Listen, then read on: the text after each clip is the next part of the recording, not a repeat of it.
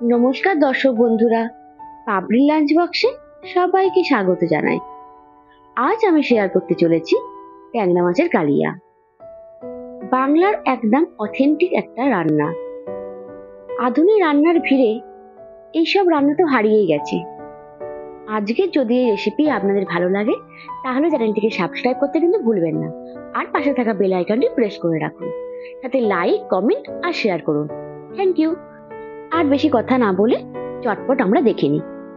প্রথমেই আমি এখানে 8 পিসের মতো ট্যাংরা মাছ নিয়ে নিয়েছি, একটু মিডিয়াম সাইজের। এর মধ্যে একটু হলুদ গুঁড়ো আর একটু নুন পরিমাণ মতো দিয়ে ভালো করে মাখিয়ে আমি আধ ঘন্টার মতো রেখে দেবো।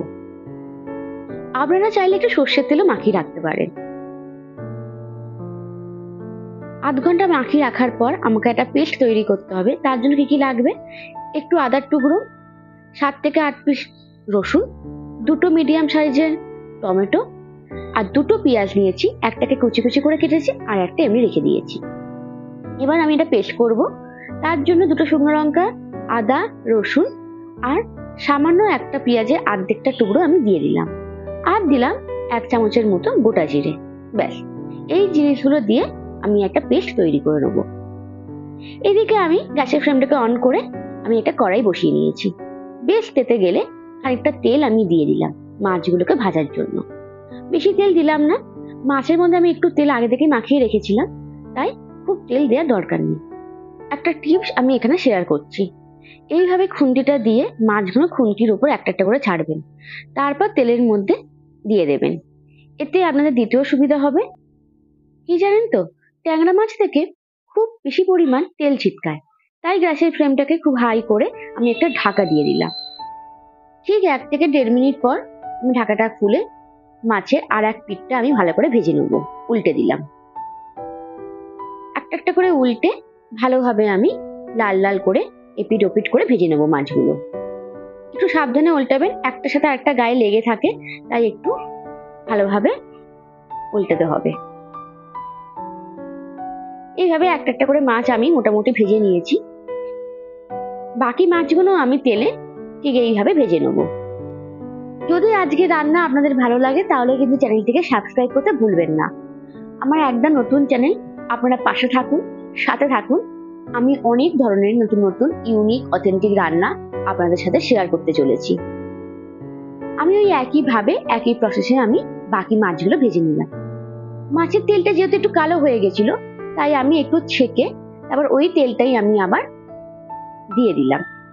এরপর ফোড়ন হিসাবে একটু কালো জিরে আর 2 থেকে 3 খানা কাঁচা লঙ্কা একটু থেতো করে আর দুটো এলাচ একটু থেতো করে দিয়ে দিলাম। ফোড়নের গন্ধ বেরিয়ে গেলে একটা পেঁয়াজ থেকে যে আধখানা পেঁয়াজ আমি কেটে রেখেছিলাম সেই পেঁয়াজটা আমি দিয়ে দিলাম। আমি কিন্তু বেশি পেঁয়াজ এখানে ব্যবহার করব না, 2 খানা পেঁয়াজ এখানে ব্যবহার করছি। তার সাথে দিলাম একটুখানি লঙ্কা গুঁড়ো আর কাটা টমেটো গুলো। এই সময় একটু লঙ্কা গুঁড়ো আর টমেটো দিয়ে দিলে খুব সুন্দর কালারটা আসে। এরপর আমি একটু পেঁয়াজ বাটা দিয়ে দিলাম। এটা আমি বাটিনি, এটা আমি একটু গ্রেট করে রেখেছিলাম। ওই একখানা পেঁয়াজের অর্ধেকটা বেটেছিলাম, পেস্ট করেছিলাম, আর অর্ধেকটা একটু হাতে গ্রেট করেছিলাম। এরপর একটু তেল আমি দিয়ে ভালোভাবে আমি একটুখানি নাড়তে থাকলাম। মাছের তেলটা দিয়ে আমি রান্নাটা করছি। দেখুন, তেল বেরিয়ে এলে এরপর 1 চামচ হলুদ গুঁড়ো, 1 চামচ ধনে গুঁড়ো আর 1 চামচ গরম মশলা গুঁড়ো। আমি এখানে জিরে গুঁড়ো ব্যবহার করছি না, কারণ আমি আগেই গোটা জিরে ব্যবহার করে ফেলেছি। আর পরিমাণ মতো একটু নুন দিয়ে দিলাম। এখানে আমি 1.5 চামচের মতো নুন ব্যবহার করেছি। ব্যাস, এই সমস্ত উপকরণগুলো দিয়ে আমি আগে থেকে বেটে রাখা আদার পেস্টটাও দিয়ে দিচ্ছি। আদা, শুকনো লঙ্কা, রসুনের যে পেস্টটা তৈরি করেছিলাম সেটা 3 চামচের মতো এখানে দিয়ে দিলাম। একটু ভালো করে কষে আমি একটা টমেটো পেস্ট আমি দিয়ে দিলাম। এটাও গ্রেট করেছি, টমেটোর খোলা দিইনি, শুধু ভেতরের পেস্টটা দিয়েছি। আর একটু কাশ্মীরি লঙ্কা গুঁড়ো দিয়ে ভালো করে আমি 1 থেকে 2 মিনিটের মতো নাড়তে থাকলাম। একটু জল দিয়ে দিয়ে আমি মশলাটা কষবো, যাতে মশলা থেকে গন্ধটা একদমই না আসে। আর এখানে কোনো ঠান্ডা জল আমি ব্যবহার করব না, যেটুকু ব্যবহার করব একটু আলাদা পাত্রে একটা গরম জল করে রাখবেন, সেখান থেকে জল ব্যবহার করবেন। দেখুন কালারটা খুব সুন্দর বেরিয়েছে না? এরপর যতটা জল আমার প্রয়োজন ততটা জল আমি দিয়ে একটু ভালো করে ফুটিয়ে নিলাম। ভালোভাবে মশলাটা কষে গেলে এবার একটা একটা করে মাছ আমি এখানে ছেড়ে দেবো।